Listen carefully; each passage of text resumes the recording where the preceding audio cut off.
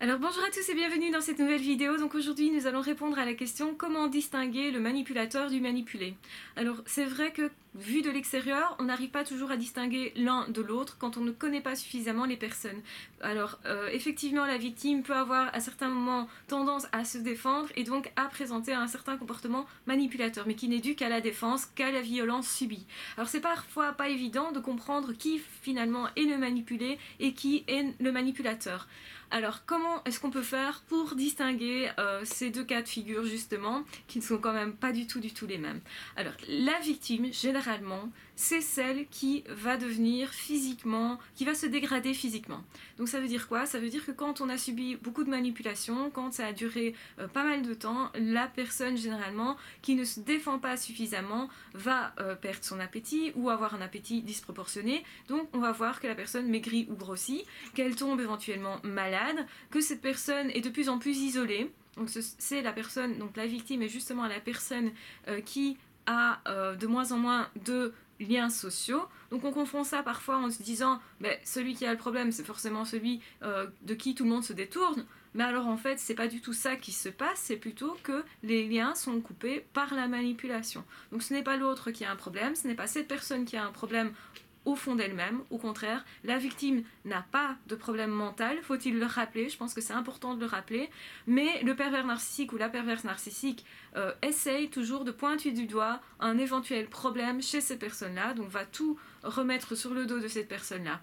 Donc, pour distinguer, donc la première étape, c'est vraiment qui est le moins entouré, qui crâne le moins, chercher justement à voir qui n'a pas envie de mettre son ego en avant. Donc c'est-à-dire que la victime généralement elle va se défendre mais très mal. C'est pas quelqu'un qui va revendiquer les choses. Normalement elle n'aura pas nécessairement la force de le faire et elle va pas attaquer d'autres personnes. Pervers narcissique lui par contre il va attaquer forcément sa victime mais va éventuellement en attaquer d'autres. Donc c'est aussi généralement la personne qui va dire le premier que l'autre le manipule, l'autre le harcèle, etc. C'est souvent le pervers narcissique qui dit ça en premier. D'où généralement les tribunaux se méfient énormément parce qu'ils savent pas trop bien comment distinguer le manipulateur du manipulé, parce que la victime parfois elle aussi elle essaye de parler, à ce moment-là elle dit que l'autre est manipulateur et parfois elle est prise pour la manipulatrice justement parce que voilà on se méfie, on sait pas trop bien qui est qui au fond et ça au niveau des tribunaux c'est vrai que c'est difficile et c'est pour ça que parfois ce n'est pas le bon qui paye on va dire à ce niveau-là. Donc malheureusement, je pense que les tribunaux, en tout cas tout ce qui est... Enfin, il n'y a pas vraiment de loi qui fait qu'on protège réellement bien les victimes de manipulation. Donc je disais que les tribunaux ne protègent pas très bien les victimes, généralement ils sont assez désemparés et malheureusement ça donne des états de fait où la victime est à nouveau manipulée, à nouveau blessée par les tribunaux, à nouveau pas reconnue, à nouveau pointée du doigt comme ayant un problème parce que justement elles se défendent parfois à ce moment-là et donc du coup elles paraissent peut-être plus agressives. Donc ça c'est aussi un souci. C'est une parenthèse, je la ferme sur ce sujet-là en tout cas. Donc comment est-ce qu'on continue de savoir qui est le bourreau, qui est la victime? Eh bien, il faut aussi regarder l'état de la personnalité de la personne. Donc ça veut dire quoi? Ça veut dire que la victime, elle va changer de personnalité. Elle va devenir plus agressive justement que par contre, le manipulateur, lui, va essayer d'avoir les autres à la bonne, de briller, de crâner. En fait, c'est plutôt quelqu'un qui va s'épanouir, on va dire. Donc, c'est-à-dire que socialement, eh bien, continue de travailler, il a peut-être eu une promotion depuis, c'est la personne qui a l'air justement d'aller bien. La victime, forcément, c'est celle des deux personnes qui va le moins bien, qui a une personnalité qui paraît peut-être déroutante, enfin, c'est-à-dire qu'on ne la reconnaît plus et elle-même ne se reconnaît plus. C'est une personne qui va avoir des traits tirés, qui va dormir beaucoup moins bien, qui va être aussi un peu en colère comme ça et qui va peut-être ne plus savoir masquer cette colère-là. En fait, c'est celui des deux qui va paraître le plus anormal, entre guillemets. Du point de vue extérieur. Hein. Et évidemment, ce qui est compliqué, c'est de rentrer dans le cadre de vie de ces personnes-là, parce que tout est toujours caché, et donc la victime est la personne qui va se cacher, qui va même défendre l'autre, souvent. Donc il va dire mais c'est pas de sa faute, je pense que ça va quand même évoluer dans le bon sens. Alors c'est alarmant à partir du moment aussi où il y a eu des agressions physiques, donc c'est la personne qui va justement avoir des bleus, etc. Attention que les pervers narcissiques peuvent se faire des bleus, peuvent se donner des coups pour accuser l'autre aussi, hein. Donc là c'est pas toujours représentatif, mais bien entendu il y a des coups qu'on peut se faire à soi et il y en a d'autres, si on se fait une fracture vraiment, généralement la victime, enfin le pervers narcissique ne va pas aller jusque là, et quoique c'est pas sûr encore ça. Donc pour distinguer la victime, c'est vraiment la personne qui se dégrade le plus, la personne qui paraît le moins normale, la personne qui est le moins entourée, qui dort le moins bien, qui paraît avoir un trouble mental éventuel d'ailleurs, qui en fait est souvent pointée du doigt.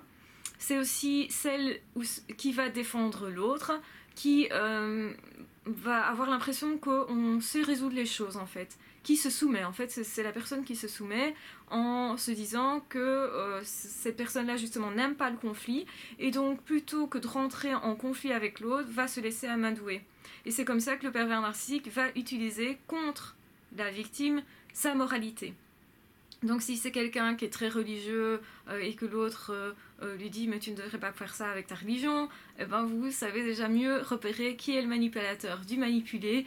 Je pense que ce sont des caractéristiques, des critères qui vous permettent vraiment de faire la distinction. Avec ça, en toute logique, vous ne devriez pas vous tromper. Évidemment, de l'extérieur, c'est pas toujours évident à voir. Je pense que si on n'a pas de confidence de la victime, et parfois on peut prendre le manipulateur d'ailleurs pour la victime parce que c'est quelqu'un qui va se plaindre beaucoup, hein. Le manipulateur adore se faire plaindre, adore justement mettre les autres de son côté et c'est pour ça que c'est compliqué de distinguer les deux. La victime généralement à un moment donné elle n'arrive même pas à se plaindre.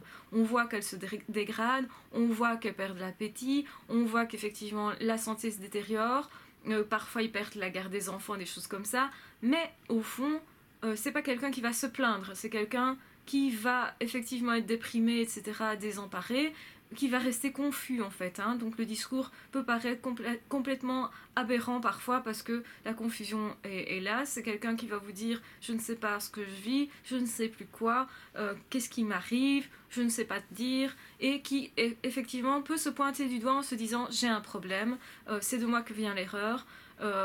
La personne qui s'accuse, c'est la victime.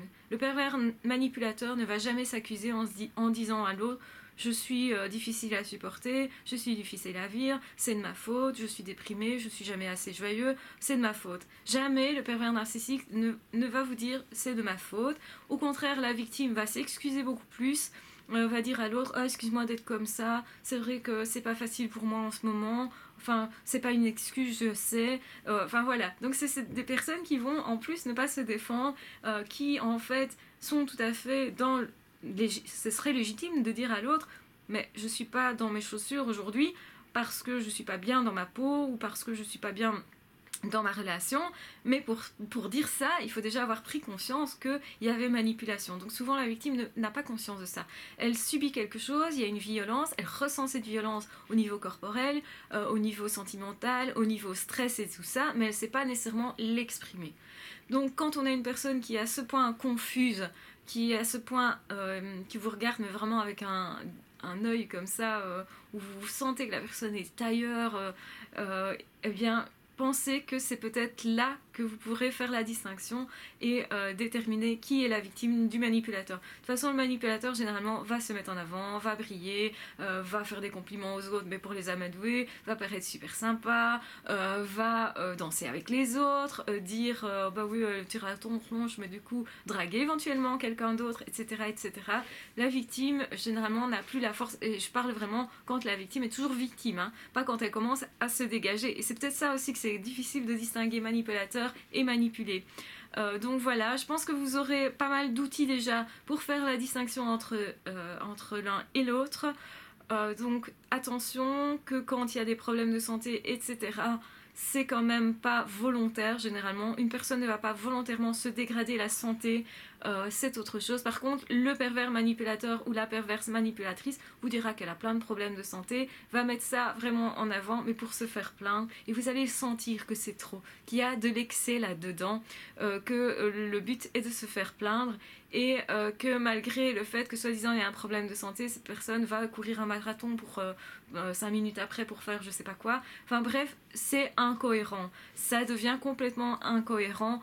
Ces plaintes des manipulateurs généralement ne durent qu'un temps. Ils ne savent pleurer que pour un moment amadoué, mais ensuite juste après on rigole et tout va bien. Donc ça c'est pas normal, c'est pas une attitude de victime. Ça, la victime elle est morose tous les jours. Et elle ne sait pas se dégager de ça. Donc je dis elle parce que victime c'est féminin, mais je rappelle que la victime ça peut être un homme autant qu'une femme. Donc il y a pas on va pas déterminer quel est le sexe de la victime, ça peut être les deux. Donc voilà. Je pense que cette vidéo est assez longue, donc je vais vous laisser ici. En tout cas, je vous remercie d'avoir suivi cette vidéo. Je vous embrasse très fort, surtout prenez soin de vous. N'hésitez pas à vous abonner à la chaîne si ce n'est pas déjà fait. N'hésitez pas aussi à partager cette vidéo si vous pensez qu'elle peut être utile à quelqu'un de vos connaissances, par exemple, quelqu'un que vous souhaitez aider.